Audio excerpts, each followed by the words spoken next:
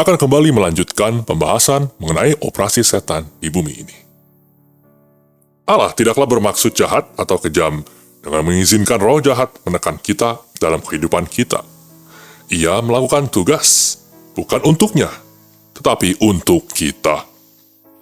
Ia mengajarkan kita untuk berjalan dalam firman-Nya dan untuk mempercayainya dan bergantung padanya, serta mencari tempat pelindungan di dalam Dia, sehingga kita akan mendapatkan perwahyuan tentang Dia yang senantiasa semakin bertambah, juga perwahyuan akan kuasa-Nya.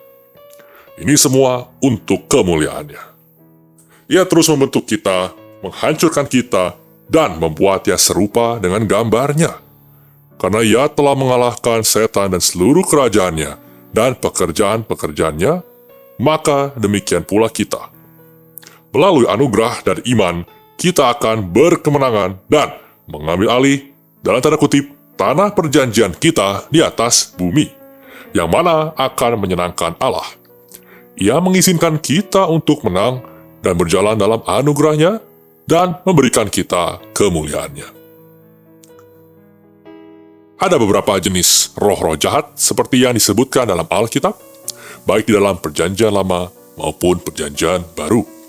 Saya percaya bahwa mereka disebutkan karena mereka adalah roh-roh orang kuat.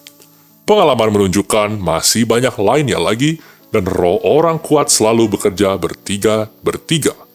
Dengan alasan inilah, Kisah Para Rasul 4 ayat 12 mengatakan bahwa satu roh saja mudah untuk dipatahkan, namun tali 3 utas tidak mudah untuk dipatahkan. Saya percaya bahwa tali 3 utas terdiri dari penguasanya, yaitu roh orang kuat, dan 2 lainnya yang mendukung roh orang kuat. Mereka cenderung bekerja bertiga-tiga.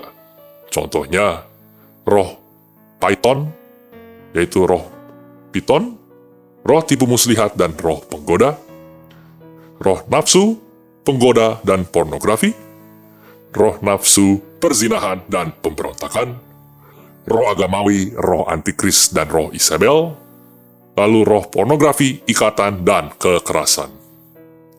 Alkitab mengungkapkan roh-roh jahat dinamakan menurut fungsinya dan dinamakan sebagai apa yang dilayaninya. Kita mengetahui dari Perjanjian Lama dan Perjanjian Baru karena roh-roh jahat dan malaikat yang melayani Tuhan Yesus dinamakan berdasarkan aturan ini. Jadi 2 Timotius 1 ayat 7 mengacu pada roh ketakutan dari setan dan roh kasih, kuasa, dan akal sehat dari Tuhan Yesus. Sepintas kelihatannya Yesus membicarakan tentang keadaan perasaan murid-muridnya. Namun, jika kita pelajari lebih lanjut, kata spirit dalam Perjanjian Baru berbahasa Yunani untuk menemukan maksud sebenarnya dari Roh Kudus. Maka ia menggunakan kata pneuma untuk spirit, dalam bahasa Yunaninya berarti seperti angin yang bertiup dengan intelijensi. Kitab Perjanjian Lama, Ibrani, memiliki kata padanannya untuk spirit, yaitu ruah, yang berarti sama dengan pneuma. Jadi kita melihat bahwa roh ketakutan adalah roh jahat yang melayani ketakutan kepada seseorang. Sedangkan roh kasih, kuasa, dan akal sehat dilayani oleh malaikat Tuhan Yesus Kristus dan melayani kepada firman-Nya. Kita dapat mengikat dan melepaskan diri dari ikatan roh jahat dan bahkan mengikatkan seseorang kepada suatu pelayanan yang dilakukan malaikat Tuhan Yesus Kristus.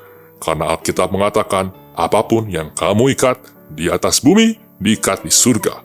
Matius 16 ayat 19, Matius 18 ayat 18. Literatur sebenarnya dalam bahasa Yunani berkata, apapun yang kamu ikat telah selesai diikatnya di surga, terikat, dan apapun yang kamu lepaskan di bumi telah selesai dilepaskannya dan terlepas.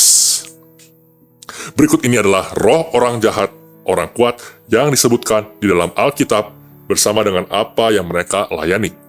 Kebanyakan apa yang mereka layani akan disebutkan sesuai dengan nama mereka. Yang pertama, roh familiar atau familiar spirit, 1 Samuel 28 ayat 7 sampai dengan 8. Ini adalah istilah dalam Perjanjian Lama untuk roh jahat. Disebut dengan roh familiar karena mereka ditugaskan khusus kepada keluarga dan anggota keluarga. setan telah merencanakan untuk menghancurkan keluarga dan anggota-anggota keluarga. Orang percaya dan orang yang belum percaya melalui roh-roh ini. Roh-roh ini melayani dosa tertentu yang pernah dibuat oleh beberapa anggota keluarga di masa lampau. Di masa-masa ini, di mana dosa ini telah menjadi pintu masuk setan kepada anggota keluarga lainnya.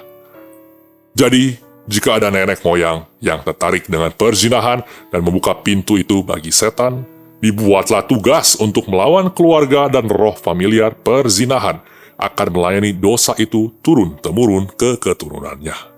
Membawa kutuk perzinahan kepada generasi berikutnya di dalam garis keturunan keluarga.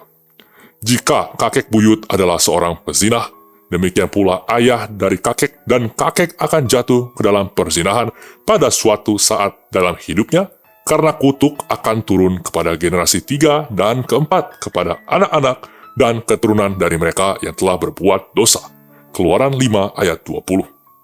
Obatnya adalah mengakui dosa nenek moyang dan leluhur dari keluarga sendiri dan keluarga pasangan kita, bertobat karena telah menukarkan Roh Kudus, dan mereka yang telah menderita akibat perbuatan itu, berkati Tuhan Yesus dan keturunannya untuk pemulihan.